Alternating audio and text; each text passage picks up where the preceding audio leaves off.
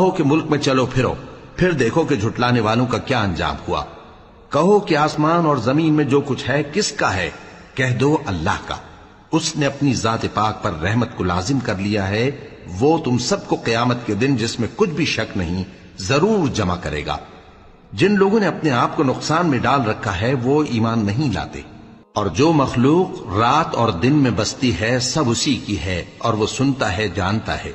کہو کیا میں اللہ کو چھوڑ کر کسی اور کو مددگار بناؤں؟ کہ وہی تو آسمانوں اور زمین کا پیدا کرنے والا ہے، اور وہی سب کو کھانا دیتا ہے اور خود کسی سے کھانا نہیں لیتا۔ یہ بھی کہہ دو کہ مجھے یہ حکم ہوا ہے کہ میں سب سے پہلا فرما بردار بنوں، اور یہ کہ اے پیغمبر تم مشرکوں میں نہ ہونا۔ یہ بھی کہہ دو کہ اگر میں اپنے پروردگار کی نافرمانی کروں تو مجھے بڑے دن کے عذاب کا خوف ہے۔ جس شخص سے اس روز عذاب ٹال دیا گیا اس پر اللہ نے بڑی مہربانی فرمائی، اور یہی کھلی کامیابی ہے۔ اور اگر اللہ تم کو کوئی سختی پہنچائے تو اس کے سوا اس کو کوئی دور کرنے والا نہیں، اور اگر نعمت و راحت عطا کرے تو کوئی اس کو روکنے والا نہیں۔ وہ ہر چیز پر قادر ہے، اور وہ اپنے بندوں پر غالب ہے، اور وہ دانا ہے، خبردار ہے۔